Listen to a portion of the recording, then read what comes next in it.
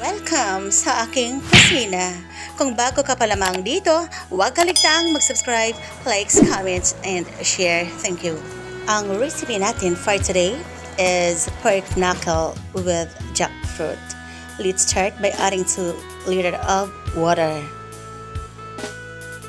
1/2 tablespoon peppercorn or whole black pepper, salt 1 tablespoon, onion 1 piece large size, 6 cloves garlic, ginger 2 thumb size,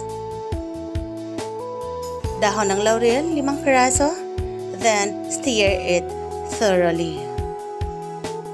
Takpan natin ito and atin itong pakukuluin. Pag once kumulo ng ating solution, atin ang idagdag ang ating pork knuckle dito at pakuluan natin ito sa loob ng 15 to 20 minutes. This process is done to remove unwanted smell of old stock meat. After a certain time, atin itong hahanguin, hugasan at i-drain natin itong mga meats. On a preheated pan, maglagay tayo ng 2 tablespoon na cooking oil. Then next, igigisa natin ang tomatoes, onion,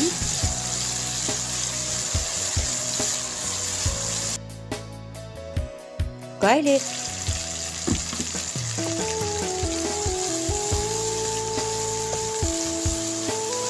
then isasaute natin ito until become more aromatic.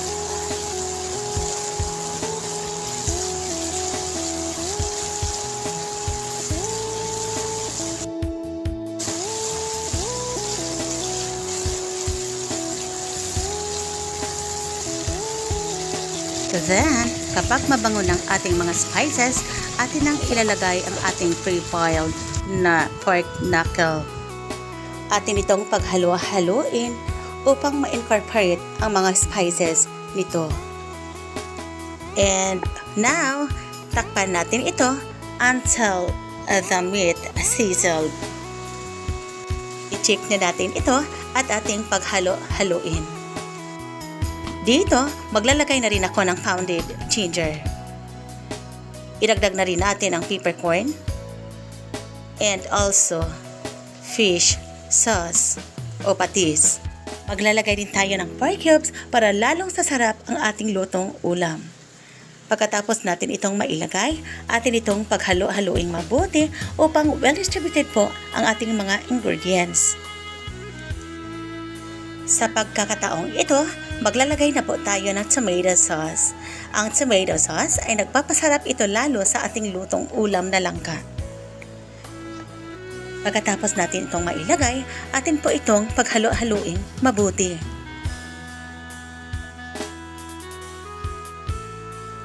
And now, let's cover and simmer it until the meat sizzled again. I-check natin ito and atin itong paghalo-haloing mabuti.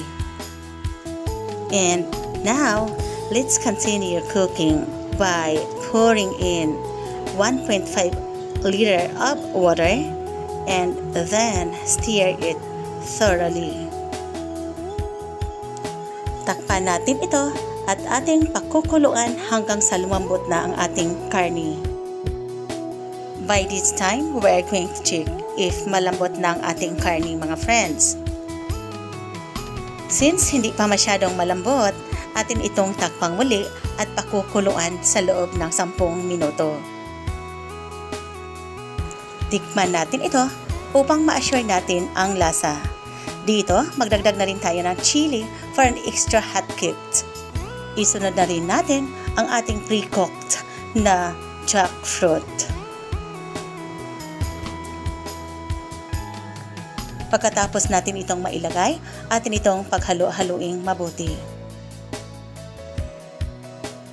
At dito, atin na itong takpan at pakukuluan sa loob ng 10 to 15 minutes. Pagkatapos ng naturang minuto, atin na po itong i-check. Tikman natin itong muli using extra clean spoon. Dito, magdagdag na rin ako ng asin. Ang dami ng asin is according to your preferences. Paghalo-haloin po natin itong mabuti upang ma-dissolve ang salt na nilalagay natin dito. Since luto na ito, atin na pong ito-turn off ang flame. And now, presenting to you our finished product. This is pork knuckle with jackfruit. Wow, how delicious it is, right? Thank you so much for watching. This is MJ channel. Have a great day, everyone.